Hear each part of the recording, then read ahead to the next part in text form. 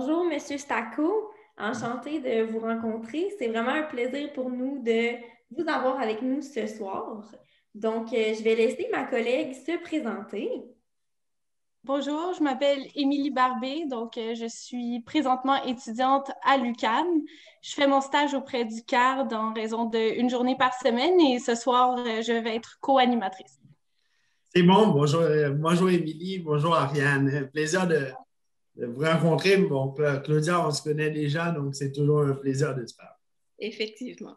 Donc, ce soir, ça va être Émilie, Claudia et moi-même, Ariane. Donc, dans le cadre du mois de l'histoire des Noirs, la radiostation Angrignon a pensé avoir une conversation avec vous, président du sommet. Donc, premièrement, on aimerait savoir qu'est-ce qui vous a amené à créer le sommet? Bien, écoutez, merci de l'introduction. Je dirais participer à la création du sommet parce que ce n'est pas une œuvre seule. Ce n'est pas seulement mon apport et mon imagination, c'est la contribution de toutes les personnes qui étaient là.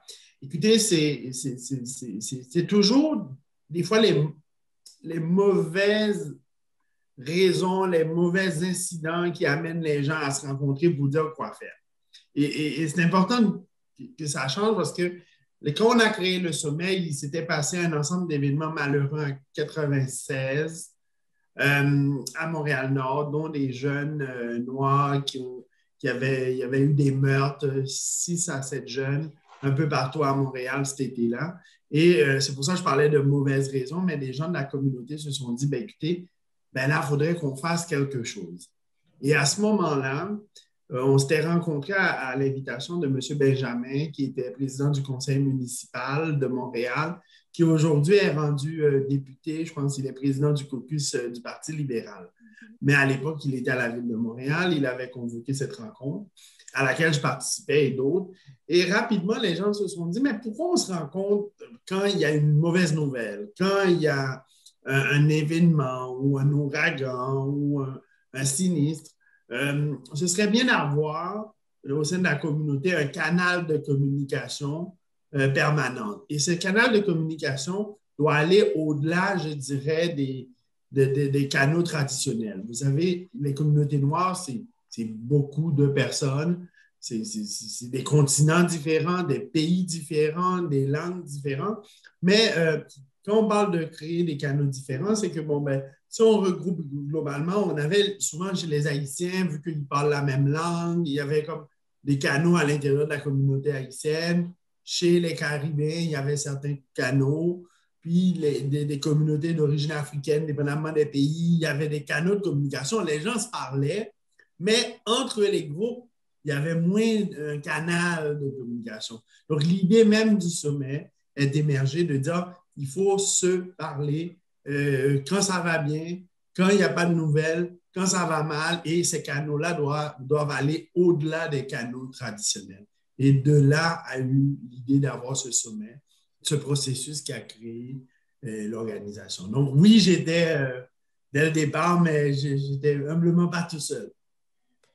Donc, vous dites, vous avez parlé de canaux de communication. Donc, est-ce que c'était dans le but de répondre à ce besoin-là, justement, des différentes communautés à communiquer ensemble, non pas juste quand il y a des événements qui se passent qui sont parfois tragiques? Mm-hmm. Écoutez, la communication était le moyen. Ce n'est pas la finalité. C'est toujours bien de communiquer. Aujourd'hui, on le fait. Mais souvent, une bonne communication, ça peut être un moyen pour atteindre un autre objectif.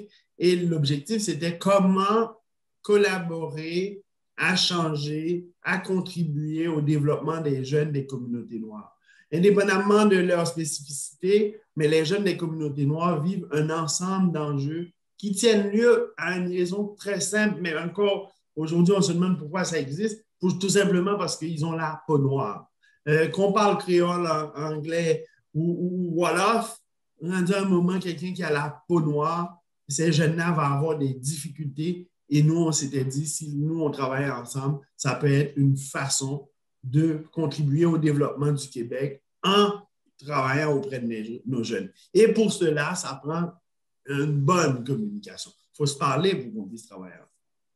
Donc, et l'objectif, nous, on a dit, écoutez, au sommet, ce serait, des fois, on peut avoir une très, très bonne idée et on peut aussi avoir un très énorme plan, qui est tellement complexe, tout y est. Mais malheureusement, nous n'avons pas tous les leviers du gouvernement. OK? Donc, on ne peut pas tout faire tout seul. Et nous, au sommet, on a dit qu'il faut faire des projets concrets. Il faut travailler concrètement, un peu comme Carl le fait. C'est des actions auprès des jeunes, des actions concrètes qui, multipliées par toutes les organisations, vont avoir des impacts.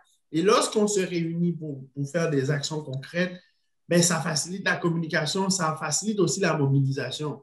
Vous comprenez, si on se réunit pour changer le monde, c'est un objectif extrêmement pertinent. Mais en termes de mobilisation, ça peut être compliqué après 2 ans. Et tandis que nous, au sommet, on a dit on va avec des projets concrets. On a un grand idéal, mais cet idéal se décompose en initiatives concrètes. On le parle, moi je représente le CAR, je travaille au CAR, mais après CAR des membres du sommet aussi. Edouard est en train de parler de la mobilisation. Donc au cours des années, on a pu voir la mobilisation des organisations ou des acteurs qui travaillent auprès des communautés noires justement autour des projets et puis des actions du sommet. Effectivement, on peut dire félicitations au sommet pour tout ce travail de mobilisation. Oui, mais merci parce que les projets, c'est quand même important. On voit l'avancement, on apprend à se connaître en travaillant ensemble aussi, pas juste en débattant. Donc et on ajuste les projets, on améliore les processus et on change.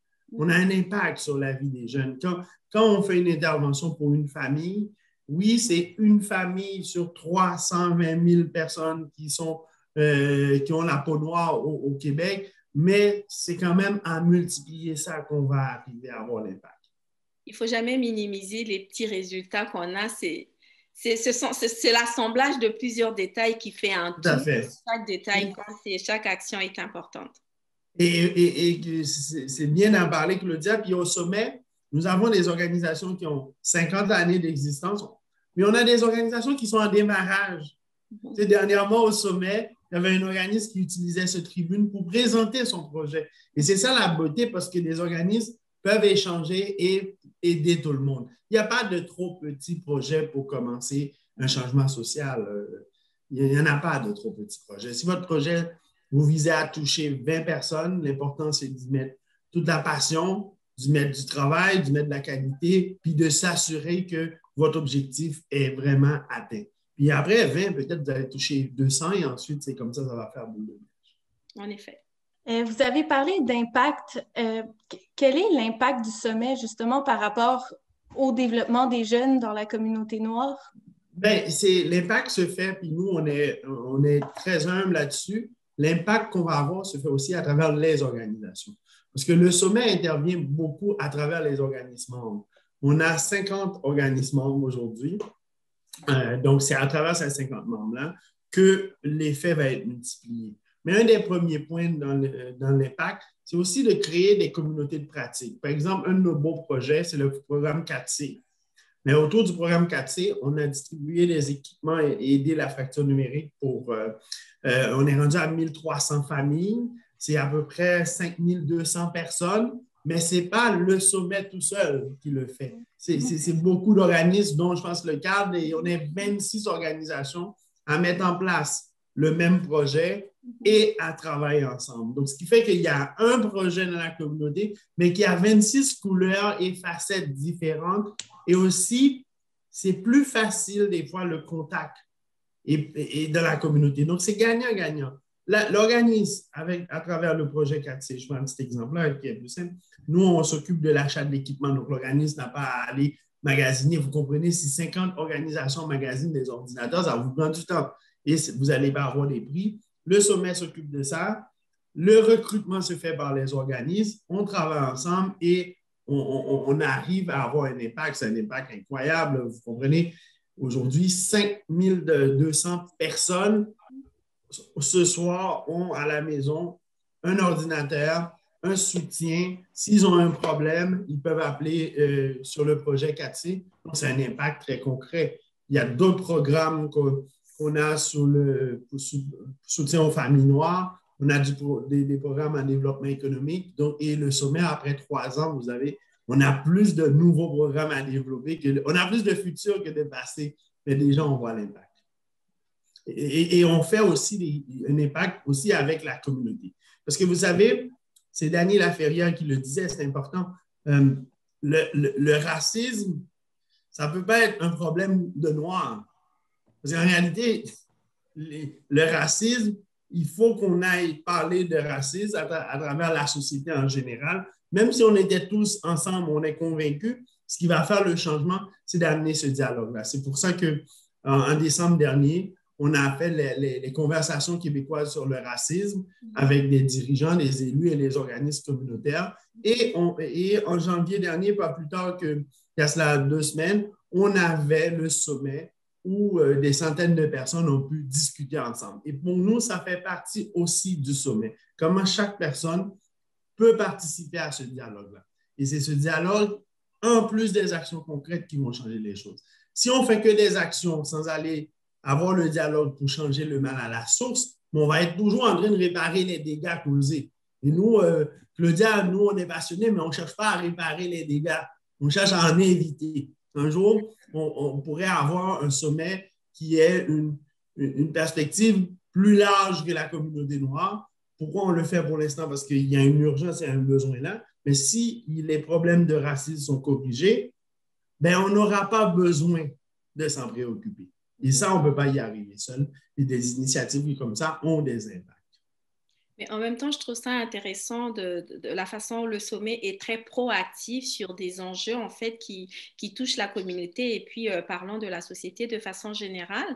Et aussi cette capacité non seulement d'offrir une plateforme où les gens peuvent échanger, nommer les besoins et en même temps porter ces besoins-là et les matérialiser en termes de projets, comme tu disais, des projets concrets, des actions concrètes pour aller vraiment répondre des besoins émergents vraiment de la source. Et ça, c'est vraiment extraordinaire. Et puis, c'est vraiment des points importants à nommer, à mentionner, à cocher pour le sommet.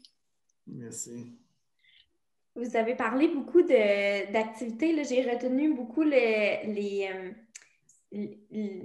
le côté matériel, que vous aidez beaucoup les organismes à préparer nécessairement leurs activités, mais leurs interventions, que vous contribuez beaucoup à ça. Est-ce que vous avez d'autres exemples d'activités concrètes que le sommet met en place à part toutes ces belles choses-là? Bien, je pense qu'on a deux nouveaux projets très, très, très intéressants. Vous voyez, c'est un changement social, c'est un peu partout. Un des projets qu'on va démarrer, c'est un projet sur la cyberhaine.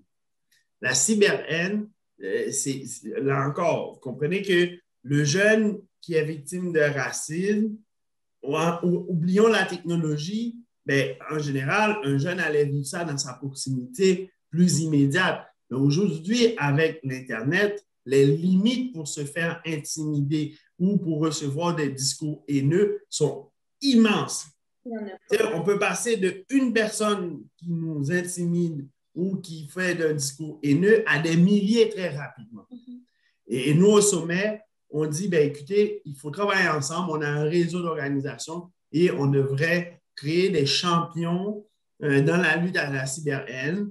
Le projet n'est pas encore en implémentation, donc à travers les organismes, on va soutenir du personnel qui vont pouvoir travailler à déceler, à aider, à accompagner. Mais aussi, nos jeunes ne sont pas des parfaits. Hein? Ils peuvent devenir des intimidateurs aussi. Et le projet vise à aussi les sensibiliser. Le fait que vous soyez noir, vous n'êtes pas immunisé de défaut. Là. Vous pouvez être aussi un intimidateur. Et nous, on dit, nos jeunes, on va les conscientiser pour prévenir qu'ils soient à la fois victimes, déceler et les accompagner. Des fois, l'accompagnement peut vouloir aller jusqu'à comment porter une plainte aux autorités, mais aussi les sensibiliser. Ce n'est pas parce que vous êtes en arrière d'un clavier que l'irrespect est acceptable. Donc, et ça, notre réseau d'organisation, on va travailler une politique ensemble. Il y a un deuxième projet, je peux vous donner un cas. Ça, c'est, on s'est dit comment essayer de trouver une façon d'aller chercher nos jeunes qui ont décroché, qui ont essayé un programme et que ça n'a pas marché. Là, on ne parle pas de quelqu'un qui vient de décrocher. On parle d'un décrocheur plus jeune adulte qui a essayé de raccrocher, ça n'a pas marché. Et là, on a un projet pilote extraordinaire qu'on a. On va chercher 50 jeunes et on a un appui du gouvernement fédéral. Et je suis tellement content de le dire parce qu'à chaque fois que j'en parle, les gens pensent que vous avez imaginé ça avec la COVID. Pas du tout. Bien avant la COVID, on voulait travailler un modèle à distance parce qu'on se dit, les 50 jeunes ne sont pas rassemblés tous dans le même territoire. Comment faire pour avoir un impact à Montréal? Ben, c'est qu'on avait pensé que le mode virtuel était le mode approprié avec des contacts physiques. Donc, l'organisme va recevoir le jeune au moins une fois par mois, mais tout le reste se fait à distance. On lui fournit l'ordinateur, on va lui payer le professionnel dont il a besoin. Un jeune qui n'a pas d'estime de soi, qui dit, bon, mais moi, c'est la nutrition l'enjeu, ça peut être un psychologue, etc. Et ces 50 jeunes-là, notre objectif, c'est que 70% acceptent de retourner à l'école et on espère atteindre 50% de jeunes qui vont au cégep et à l'université. Donc, si on arrive à faire ça, c'est extraordinaire parce que là, on ne parle pas du jeune qui vient de décrocher. Il a déjà décroché, il a essayé une autre avenue parce qu'il ne faut jamais désespérer. Parce que si nous, on mentionne seulement des jeunes qui sont à l'école, ceux qui ont décroché, bien, ils vont être de plus en plus marginalisés. Et nous, on croit au sommet, tout jeune a un potentiel et c'est qu'on essaie de les rattraper. Et si ce projet-là fait ses preuves comme on pense que ça va arriver, on a déjà une entente au gouvernement fédéral, ça peut être un modèle d'intervention généralisé. Et ce que je vous dis là n'a rien à voir avec la COVID. Ça n'a pas du tout été pensé pendant la COVID. Un très beau projet, et puis le CARD aimerait bien faire partie, ça serait vraiment... Absolument, c'est sûr qu'on va faire ça. Puis au contraire, la COVID, actuellement, bon, ça retarde le déploiement, mais on va commencer au début du mois d'avril. Puis c'est vraiment 50 jeunes, peu importe leur territoire, mais le projet, écoutez, je vous dirais, juste pour vous donner un exemple, pour le jeune, il a un budget pour lui payer ses cours, pour qu'il puisse payer son inscription, souvent, il y a toujours une formation manquante. Ces jeunes-là, souvent, au secondaire 5, ils abandonnent. Il y a peut-être 4 cours, 3 cours, payer un tuteur si ça va. Et c'est le jeune qui va voir c'est quoi quel est le besoin. Parce qu'on ne dit pas, toi, ça te prend un nutritionniste, toi, tu as besoin d'un psychologue, toi, ça te prend ci, ça te prend ça.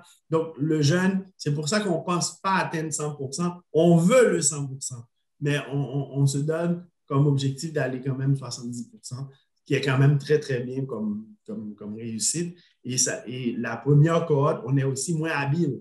Parce qu'après la 5e cohorte, on va viser plus haut, mais on commence, hein, on va à l'école avec. C'est un beau projet que moi, j'en parle, je dis aux gens, c'est pas la COVID, on n'est pas en train de se dire Zoom, on vient de découvrir. On pensait que comment mettre ces jeunes-là en contact? Parce que le jeune qui s'intéresse à l'art, il y en a un qui peut être dans le quartier de Verdun, un qui peut être à La Salle, mais il peut être un autre collègue qui est à Montréal-Nord ou Saint-Michel. Puis des fois, les demander de se déplacer, c'est compliqué, tandis que le virtuel nous semblait une façon de créer un réseau de soutien. Mais c'est sûr, avec la COVID, on a fait le pilote. Moi, j'ai une petite question. Est-ce que ces cours-là vont être avec des partenariats avec des écoles ou comment est-ce que vous allez trouver en fait les personnes qui vont offrir ces cours? Ça va être qui? Bien, c'est une bonne question. Le premier point, c'est que les jeunes, c'est les recruter. Vous savez, c'est des décrocheurs, donc ils n'ont pas de contact avec l'école. Ils ont déjà laissé l'école. Les organismes participent au recrutement, mais nous, le premier bilan, c'est de voir qu'est-ce qui manque aux jeunes. Est-ce qu'on parle d'un jeune qui a abandonné au secondaire 3? Est-ce que c'est un jeune qui a abandonné au secondaire 4? Et de là, on fait un bilan pour lui dire quelle est la formation manquante. C'est quoi le chemin? Et dépendamment du profil des jeunes, il y en a qui vont passer par l'école des adultes. On va lui dire, ben, voici une école des adultes. Ou il y en a d'autres, ça va passer par aller chercher la qualification en ligne. Donc, on ne veut pas déjà dire aux jeunes, voici, il faut que tu ailles à tel endroit. Donc, on veut être agile là, parce qu'on pense que ça peut être ça va être des gens qui ont peut-être un rapport plus difficile à l'école. Mhm. C'est-à-dire, si on lui dit qu'il faut retourner dans une école, tandis que pour ça, le mode virtuel nous semblait peut-être une avenue qui peut dire essaye ça un cours de maths à distance. Mhm. Et tout d'un coup, ça marche pour toi. Tandis qu'un autre va prendre l'approche modulaire de la formation des adultes. Ou encore, il y en a d'autres, on va dire, ben, écoute, à tout le moins, va dans un programme qui va faire la reconnaissance de l'équivalence du secondaire. Parce qu'il y a plusieurs avenues. C'est pour ça que le premier profil, c'est à ce moment-là, on fait un plan de match individuel. Mais il y a toujours un organisme qui garde un lien physique. Avant même que le ministre demande qu'on voit les jeunes une fois par semaine à l'école, là, mais nous, on pensait que le lien physique est aussi important. C'est pour ça qu'ils sont rattachés à un organisme quand même. Je trouve ça intéressant parce que je comprends que les ressources vont être déployées vraiment en fonction des besoins de chaque jeune, adaptées à chaque jeune, à chaque besoin, à chaque profil, en fait, je pourrais dire. Exact. Ce qui est commun, ils obtiennent un ordinateur, on leur paye l'Internet, ça, c'est commun à tout le monde. Le reste, ça dépend des besoins. Et on évite toutes les barrières. Par exemple, s'ils doivent venir à une rencontre à un organisme, mais on va leur dire pendant cette journée-là, on s'occupe des repas et le transport. Le but, c'est d'éliminer des barrières économiques qui pourraient décourager le jeune. Et nous aussi, à un point, il faut penser, il se pourrait que le jeune ait un emploi à temps partiel. Donc, c'est vraiment du one-and-one et de faire un plan de match. Et pour nous, son engagement dans le plan de match, c'est ça qui fait qu'on voit qu'il est sérieux dans le processus. Est-ce qu'il est prêt à s'engager? Sinon, le résultat va être plus compliqué. On a hâte au projet, en tout cas. Oui, ça s'appelle Ensemble pour nos jeunes. Yep, on est là pour eux, pour nos jeunes. On sent la passion quand vous en parlez, M. Stacco. Oui. On sent que ça vous emballe. Oui, non, mais c'est sûr. Mais j'ai une équipe aussi, j'ai une bonne équipe. Mais c'est vrai qu'avec ces 3 programmes, il y a vraiment de quoi être fier. Oui, mais c'est le processus de création.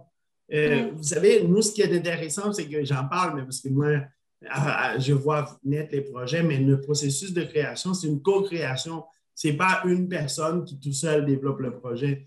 Et tous les projets souvent interviennent. Puis le projet Katia, on a fait combien de réunions, Claudia? Je pense au début, devant l'avril. Des fois, les gens disaient, je suis tanné de réunions, là, mais nous, on fait un processus de co-création qui fait que nos projets, je pense, passe à travers un fil qui évite des erreurs. Parce que quand on est tout seul, mais on ne peut pas juste baser. Il y a des connaissances scientifiques. Tous les projets, on va lire qu'est-ce qui marche ne marche pas. Mais il y a aussi les gens du terrain. Nous, au sommet, on ne voit pas. Les jeunes ne viennent pas vraiment au sommet. On ne donne pas de service direct aux jeunes. Donc, c'est pour ça que les projets doivent être validés par les gens sur le terrain pour dire voilà, ça peut être bon. Ça, c'est nous, on a déjà essayé ça va marcher.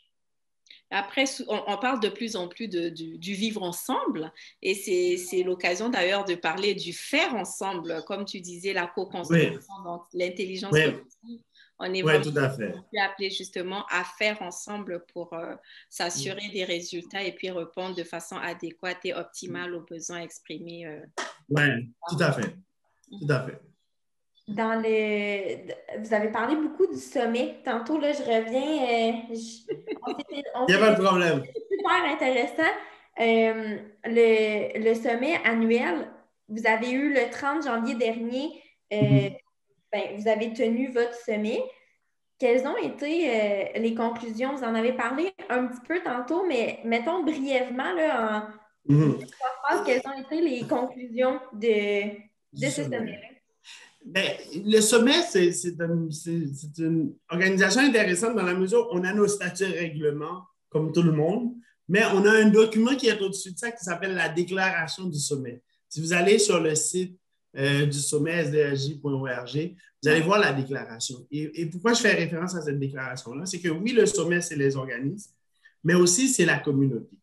Et le sommet annuel tient compte de 2 choses.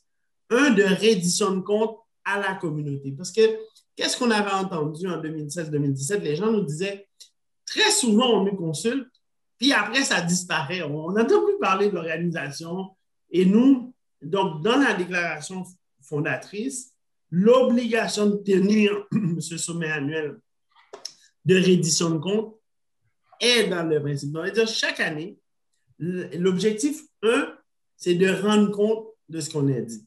Le deuxième, c'est d'entendre des idées et des propositions. Bon, par exemple, les propositions vont ensuite être débattues, entre autres par le conseil d'administration et l'Assemblée des membres. Et là, ça devient ensuite des mandats pour le sommet. Donc, par exemple, on a vu des gens proposer même d'élargir le champ d'action du sommet. Par exemple, actuellement, il n'y a pas de membership individuel. Donc, ces idées-là qu'on ramasse et ça va faire partie du plan d'action. Mais à ce moment-ci, on est dans la première étape du processus. Il y a 2 autres étapes avant que ça devienne les actes du sommet. Mais des idées, il y en a beaucoup. Vous comprenez que la lutte au racisme, c'est toujours un mandat transversal.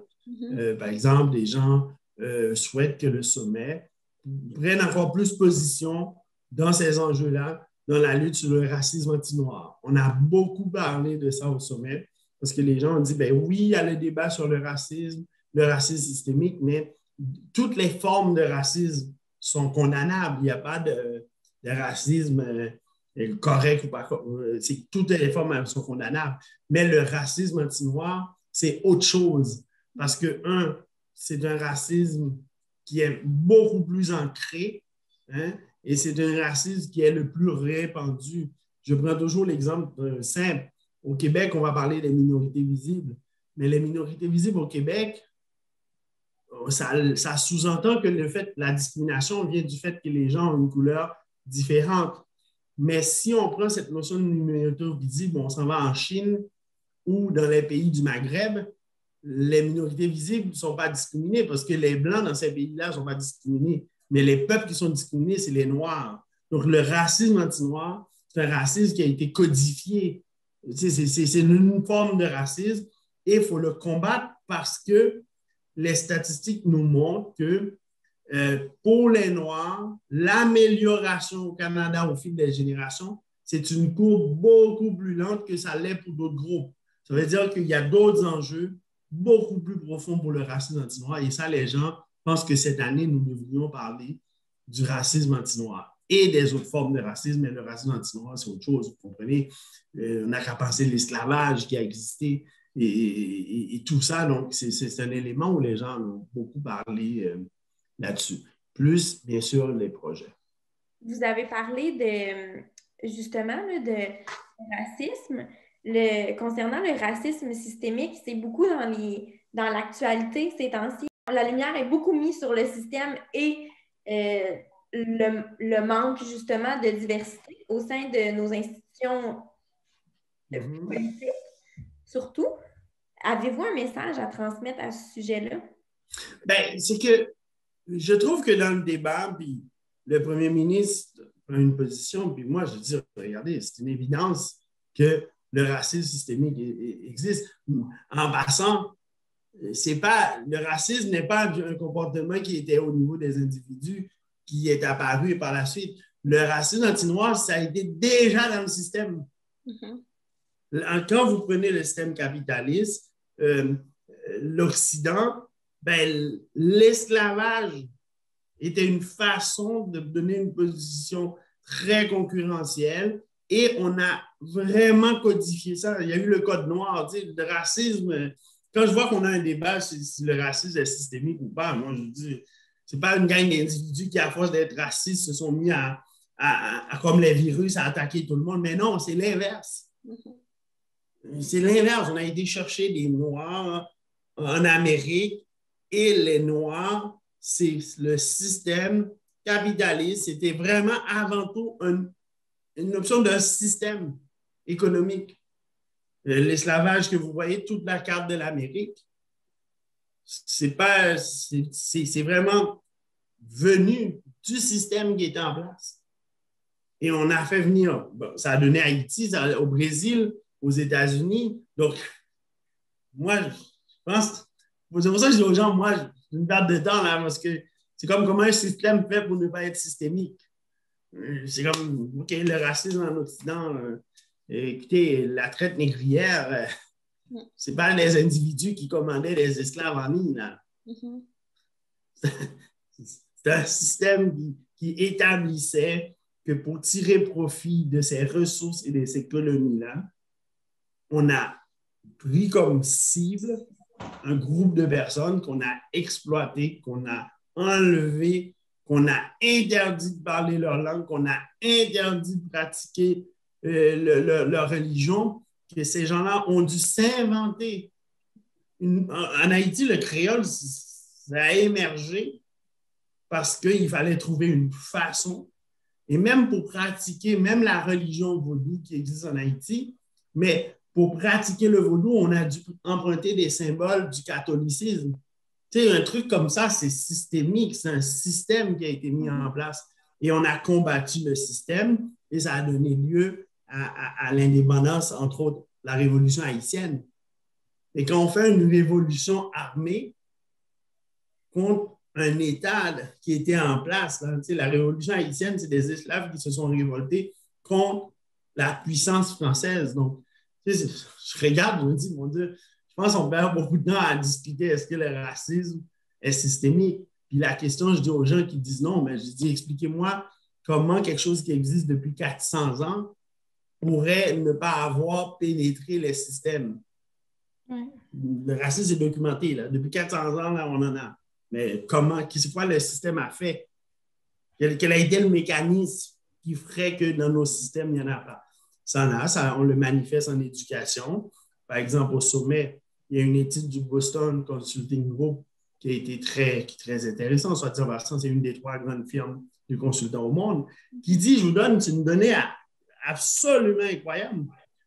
Un jeune enfant noir, ils ont étudié le cas à Toronto, mais c'est la même chose pour nous ici, a 3 fois moins de chances de se faire dire excellent que s'il est blanc. Mm-hmm.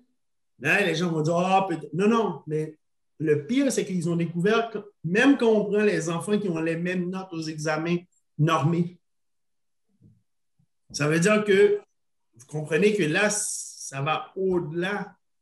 Et toutes les données dans toutes les sphères de la vie économique montrent que les Noirs sont victimes. Et quand on prend un exemple, la COVID, vous en parlez, mais le sondage pan-canadien, 21% des Noirs connaissent quelqu'un qui est décédé de la COVID. C'est 8% pour le reste de la population. Quand vous prenez certaines conditions, ben, c'est sûr que quand on accumule tout ça, ben, la preuve est faite. Mais maintenant, je ne veux pas entrer dans un débat avec de mots. Si le premier ministre veut l'appeler autrement, qu'il l'appelle comme il veut, l'essentiel est qu'il veut prendre des actions irréversibles. L'enjeu, c'est parce que très souvent, nous avons gagné des débats sémantiques. Mais le gain des débats sémantiques n'a pas toujours donné des résultats. C'est pour ça que je dis aux gens, regardez, si le premier ministre veut appeler ça autrement, c'est son problème. Mais s'il prend des actions concrètes et irréversibles, et c'est ça qui nous intéresse au sommet, c'est vraiment par les actions. Moi, j'aimerais rebondir là-dessus. Effectivement, quand on parle le premier ministre peut l'appeler comme il veut l'appeler, là, mais si on reste dans ce qu'on dit, le racisme systémique, on sait qu'au niveau de la ville de Montréal, il y a des actions qui ont été mises en place. Au niveau du gouvernement provincial, il y a eu un groupe de travail, il y a même eu des recommandations. Est-ce que, à ton point de vue, c'est assez? On a parlé, on a eu beaucoup de débats, on veut maintenant de l'action concrète. Si je veux poser une question, ça serait, quel est le rêve d'Édouard? Dans quel monde rêves-tu vivre? Que ça soit du point de vue de l'éducation, on peut en donner l'exemple des jeunes à l'école. Quel serait pour toi le monde idéal si on dit quoi, échéance 5-10 ans? Moi, je dirais, soit disant, les politiciens sont quand même des experts de la communication, donc ils vont faire des gestes qui ont l'air de changer les choses, mais ça ne change pas. Je vais prendre un exemple, le rapport du gouvernement du Québec. J'étais très surpris qu'on écrive un rapport au Québec sur le racisme et on ne parle pas de noir. Même le mot noir n'y apparaît pas. On a trouvé le moyen de parler de George Floyd sans dire qu'il était noir ou afro-américain, tandis qu'il est mort parce que de sa condition. Justement. Ceci étant dit, pour ramener la question, moi, Claudia, je pense que mon monde idéal, ce serait que un jour, Émilie Ariane, Julien et toutes les autres personnes, indépendamment qu'ils soient noirs, arrivent à un endroit pour prendre une décision et disent, vous savez, moi j'ai un problème avec la salle qui est réunie présentement. On est à Montréal. Si on est en train de prendre une décision qui a un impact sur la collectivité et qu'il n'y a pas de noirs dans la salle, moi, je le dénonce. Et c'est ça que je rêve. Moi, je vous donne un exemple.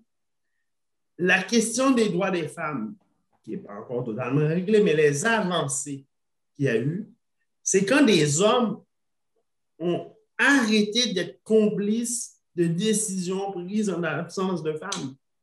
Moi, aujourd'hui, là, si on m'invite dans une réunion pour décider de quelque chose, là, puis on est 22, juste des hommes, je vais me lever, je vais dire, il y a quelque chose qui ne marche pas dans notre meeting aujourd'hui. Là, on ne peut pas être 22 hommes autour de la table pour discuter d'un sujet. Et mon monde de rêve, c'est quand ce ne sont pas les Noirs qui doivent défendre ça. Le racisme nuit à la société. Quand nous ne tirons pas le plein potentiel de chaque jeune, ben, on empêche notre société de vivre ensemble. On empêche notre société de se développer. On empêche notre société d'avancer. Il y a même du potentiel dans tous les domaines qui sont inexploités. Et c'est ça que moi, dans un moment là, j'aimerais bien que le sommet soit, en réalité, n'existerait pas pour la question des Noirs parce que cette question-là, toutes les personnes diraient, ça n'a pas de sens. On ne peut pas transférer ça encore 25-100 ans.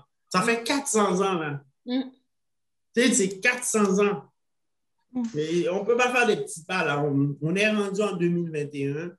On se donne un coup et on le donne définitivement. Et pour commencer, il faut commencer à l'école. Il faut enseigner la contribution et l'histoire de l'ensemble des peuples, incluant les Premières Nations. C'est hyper important. Les Noirs, l'ensemble, et de dire on va arrêter d'enseigner une histoire de vainqueurs et de vaincus. Il faut que l'histoire permette de voir la contribution de tous et de toutes. Donc, encore aujourd'hui, souvent les gens nous associent à des gens qui viennent d'arriver, mais non, des Noirs au Québec, il y en a. André le Jeune, c'est le 17e siècle. Donc, cette contribution-là, il faut qu'elle soit connue et appréciée et de dire que voilà, on arrête. C'est comme moi, je pense qu'il faut prendre ça avec autant de détermination que pour les autres développements qu'on a fait dans la communauté. Pour les femmes, il y a du travail à faire, mais on avance, selon moi, avec une bonne détermination. Et ça doit être aussi chez les hommes, peu importe votre couleur de peau, il faut s'assurer de la parité. Si les femmes sont encore traitées de façon inégale, inéquitable, c'est pas bon pour la société. Peu importe le groupe. Et c'est vers ça mon idéal. C'est ce qui pourrait, comme on pourrait se rencontrer pour jaser des enjeux d'intérêt parce que, bon, vous aimez la musique, la peinture, les arts et autres, et non pas être dans une défense de droits qui sont là depuis des centaines d'années. On est capable. Le problème, on est capable. La COVID, c'est une leçon humaine. Ce qui est intéressant avec la COVID, c'est que la COVID nous rappelle, on partage le même environnement.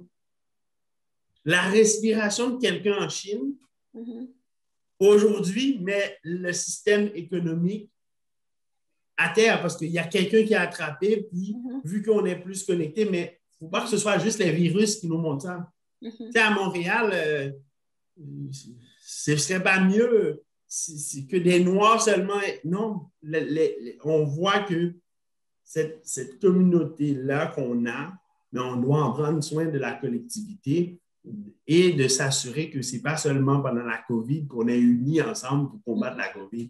On peut être unis ensemble pour combattre le racisme parce que c'est un virus qu'on n'a pas encore le vaccin. Mais pourquoi? Par manque de volonté. Tout à fait. Bon, il n'y a pas d'autre raison scientifique. Notre cerveau est capable de comprendre que la couleur de la peau n'a pas vraiment d'importance, mais c'est par manque de volonté qui fait que dans nos universités, ben, il y a des pratiques discriminatoires à plein vu dans les universités. Les universités devraient être un milieu exempt.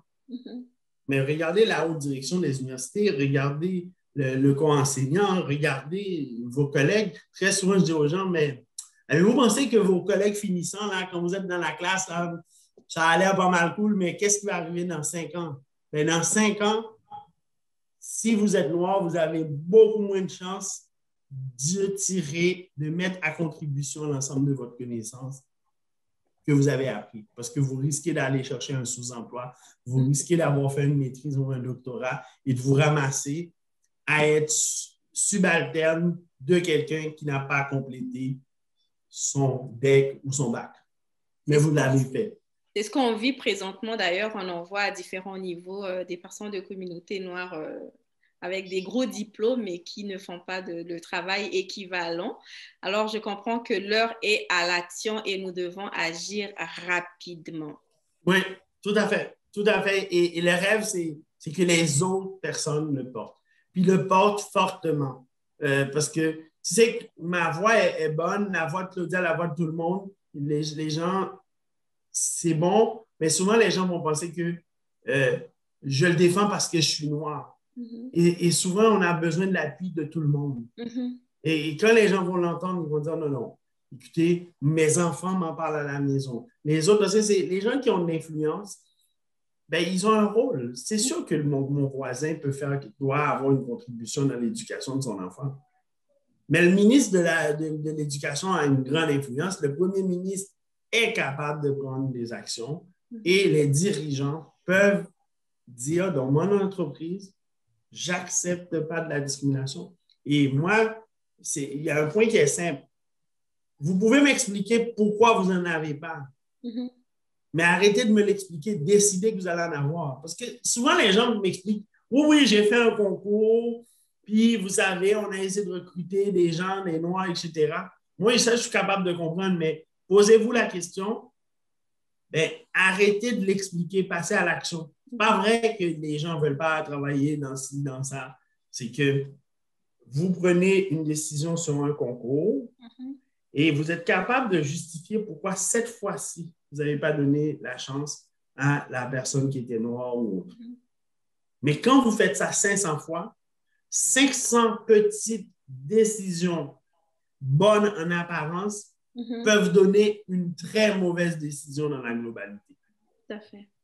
Parce que votre comité n'est pas représentatif, votre comité manque de diversité et le fait d'avoir gardé votre même façon de faire et de regarder les décisions dans la verticalité et non pas dans l'horizontalité, ben, c'est ça qui fait que, oui, mon entreprise, j'ai un problème. Moi, je dirigeais un service informatique, il y avait que des hommes. Donc, à un moment, j'ai dit aux ressources humaines, il faut qu'on ait des stratégies pour aller recruter des femmes. Aujourd'hui, on a 5 femmes dans l'équipe, mais ça prend cette détermination-là et non pas m'expliquer où. Arrêtez de me l'expliquer. Si vous êtes un PDG, vous êtes capable. Il y en a les compétences, vous êtes capable. Effectivement. Puis, pour terminer, à la lumière de tout ce que vous avez dit, est-ce que vous auriez un message aux personnes de communauté noire et peut-être principalement auprès des jeunes, les jeunes de la relève? Bien, pour moi, les jeunes, c'est toujours la même chose, la persévérance. La persévérance. Même si ce que je dis là peut décourager, mais ce n'est pas suffisant pour ne pas persévérer.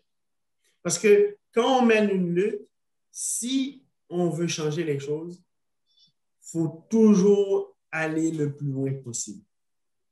Parce que si on se dit, ah, ben là, je n'ai pas de chance de devenir PDG, donc à quoi ça sert d'aller faire des longues études? Là, on est en train de donner raison à ceux qui ne veulent pas changer les choses. Donc, le jeune, la persévérance, la conscience, mais aussi d'être un agent positif. C'est-à-dire que quand on est jeune, on peut en parler, on peut avoir un agent positif Et le fait qu'on est noir, ça ne veut pas dire qu'on n'a pas de discrimination. L'homophobie, ça existe là, dans les communautés noires. Mais le fait qu'on est noir, on doit combattre toutes les formes de discrimination. Le fait qu'on est victime d'une discrimination, ça ne veut pas dire que l'égalité homme-femme, ce n'est pas important parce que moi, je vis du racisme. Mais là, quoi, cette affaire-là, on ne va pas prendre 5 millions d'années pour résoudre des problèmes. Donc, on peut aussi, nous autres, avoir un comportement plus exemplaire envers la différence. De dire, oui, je combats le racisme, mais je peux être ouvert. Je peux dire, moi, je comprends, on a des valeurs, des éléments différents, mais par mon comportement, je peux aussi prêcher pour l'ouverture. Et ça, je pense qu'on doit le faire. Nos jeunes doivent le faire. Qu'est-ce qu'on peut souhaiter? En fait, vous, que souhaitez-vous pour les prochaines années au sommet? Bien, au sommet, c'est sûr, le développement de nos organisations, d'être plus efficient, d'avoir cette meilleure discussion, mais aussi de voir l'impact et de voir de plus en plus que nos impacts soient pour toutes les personnes au Québec. C'est-à-dire qu'on n'est pas obligé de défendre parce qu'il y a des avancées réelles sur le racisme. Mais aujourd'hui, malheureusement, la situation actuelle nous tient. On doit garder l'œil.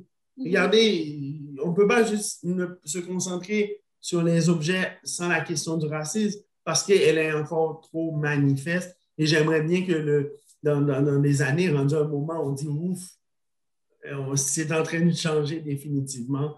Et parce que ça prend de l'énergie. Et l'énergie que ça prend, pas juste pour la défendre, mais ça fait mal. Tu sais, les gens qui sont victimes de racisme, ça fait mal. Vraiment, ça fait mal. C'est lourd. Tu sais, quand on regarde, des fois, on ouvre les journaux puis on lit ça. Puis, écoute, on ne peut pas aller travailler tout de suite là-dessus. Ça fait mal. Et si on pouvait se passer de ça, on serait tous plus productifs. Parce qu'en réalité, qu'est-ce qu'on veut? Qu'un Québec soit plus fort, plus juste et plus équitable. Tu sais, ça fait mal de devoir dire, regarde, je dois expliquer encore à mon enfant que parce qu'il est un jeune noir, si un policier l'arrête, je ne devrais même pas expliquer comment se comporter à la police. Donc, et aujourd'hui, c'est une discussion qu'on doit avoir. Ça fait mal. C'est de l'énergie qu'on met que d'autres personnes n'ont pas à mettre dans leur éducation. Mais c'est pour ça que je pense que j'aimerais beaucoup que le sommet ne soit pas toujours pris à traiter de la question du racisme. Pas parce qu'on va être tanné, parce que non, ça n'arrivera pas, parce que ce sera résolu. On est tellement contents. Je voulais dire quelque chose. Je t'entendais parler. Je pense que c'est Ariane qui le disait. Tu parles tellement avec passion et je pense qu'on est en droit de dire qu'on est chanceux comme communauté, comme société d'avoir des personnes comme Édouard qui portent vraiment la cause, non seulement parce qu'on est noir, mais je pense que les impacts, c'est pas seulement pour les noirs qu'on vise ou qu'on rêve d'une société, comme tu le disais, juste, équitable.